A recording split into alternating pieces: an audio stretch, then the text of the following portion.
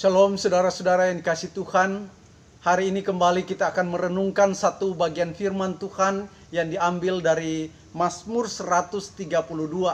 Saya akan membaca ayat yang ketiga sampai ayat yang kelima. Firman Tuhan demikian. Sesungguhnya aku tidak akan masuk ke dalam kemah kediamanku, tidak akan berbaring di ranjang petiduranku. Sesungguhnya aku tidak akan membiarkan mataku tidur atau membiarkan kelopak mataku terlelap, sampai aku mendapat tempat untuk Tuhan, kediaman untuk Yang Maha Kuat dari Yakub.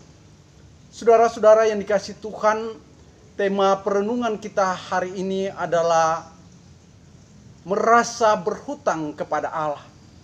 Saudara, pernahkah saudara menerima kebaikan dari seseorang? Misalnya ada orang yang menolong saudara pada saat saudara mengalami kesulitan dalam hidup saudara. Kalau kita adalah orang yang tahu berterima kasih atas kebaikan orang lain, maka kita akan merasa berhutang kebaikan. Saudara, itulah yang dirasakan oleh Daud dalam bagian firman Tuhan yang kita baca hari ini. Saudara, Mazmur ini adalah Mazmur yang dinyanyikan pada saat penabisan bait Allah yang didirikan oleh Salomo. Dari Mazmur ini kita melihat bagaimana Daud merasakan betapa Tuhan begitu baik dalam kehidupan dirinya secara pribadi, dalam kehidupan keluarga dan juga bagi umat Israel secara umum. Dia tahu bahwa Tuhan sendirilah yang mengangkat dirinya dari seorang gembala menjadi seorang raja. Dia tahu bagaimana Tuhan sendiri yang berjanji memberkati keturunannya.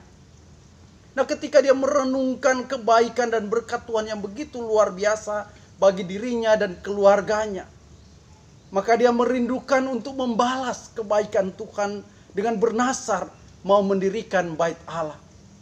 Saudara, hal ini dilakukan Daud ketika dia melihat tabut perjanjian yang merupakan lambang tempat tinggal Tuhan masih berada di kemah, sedangkan dirinya tinggal di istana yang mewah.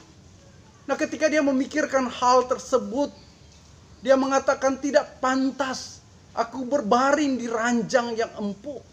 Dia merasakan bahwa dia tidak pantas untuk tidur di satu tempat yang baik, tetapi kediaman Tuhan belum ada.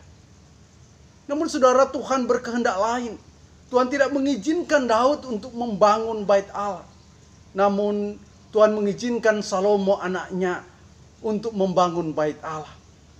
Saudara-saudara yang dikasih Tuhan, sebagai orang yang telah menerima anugerah keselamatan dari Tuhan dengan cuma-cuma, sebagai orang yang telah ditebus oleh Tuhan, maka harusnya kita merasa berhutang kepada Allah.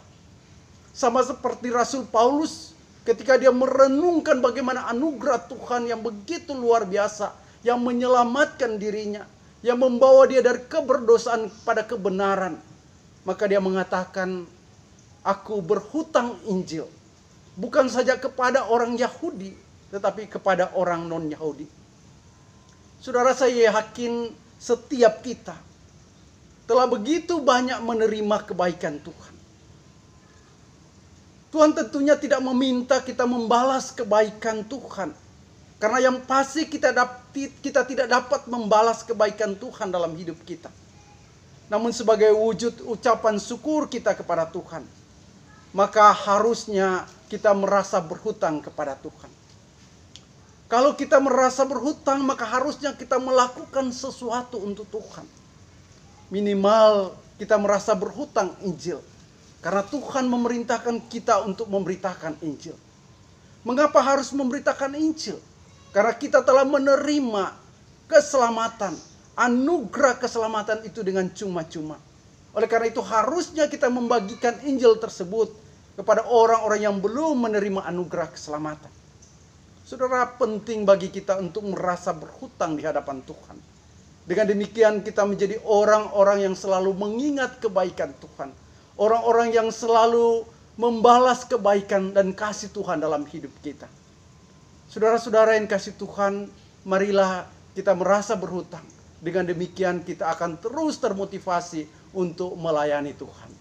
Kiranya Tuhan Yesus memberkati kita semua. Amin. Sukacita kami puji Tuhan mulia.